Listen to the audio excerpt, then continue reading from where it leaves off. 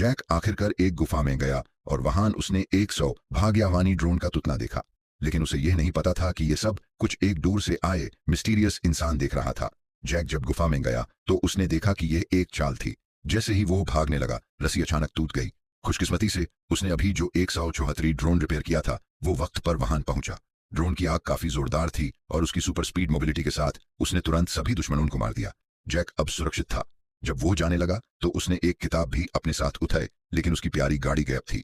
जब वो टावर वापस आया तो जैक ने नोटबुक खोला जिसमें एक गहरी कविता लिखी हुई थी। जैक ने अपने हाथ से ध्यान से पाली हुई फूल विका को दिए, लेकिन विका ने वो फूल तुरंत टावर से नीचे फेंक दिए, क्योंकि विका को डर था कि ये सब चीजें जमीन पर कंटेमिनेशन का शिकार हो सकती हैं। वो नहीं चाहता था कि आखिरी कदम पे कोई भी गलती हो। रात के अंधेरे में दोनों को एक तेज धमाके की आवाज सुनाई दी और दूर से एक चमकदार मशरूम क्लाउड भी दिखाई दिया।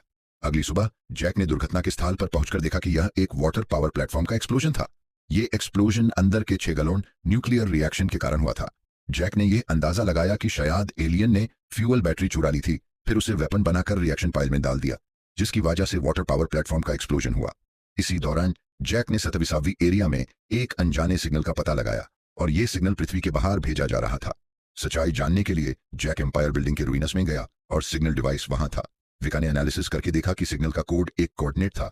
यह एक गाइडेड सिग्नल था जो ऑर्बिट में था, लेकिन कोऑर्डिनेट एक वीराना था। वहां कुछ भी शाख का नहीं मिला।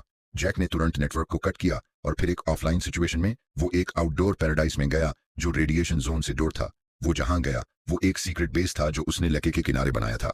यहाँ पर उसके पास पुराने दुनिया की छुपी हुई चीजें थी और एक छोटी सी प्राइवेट बॉल कोर्ट थी।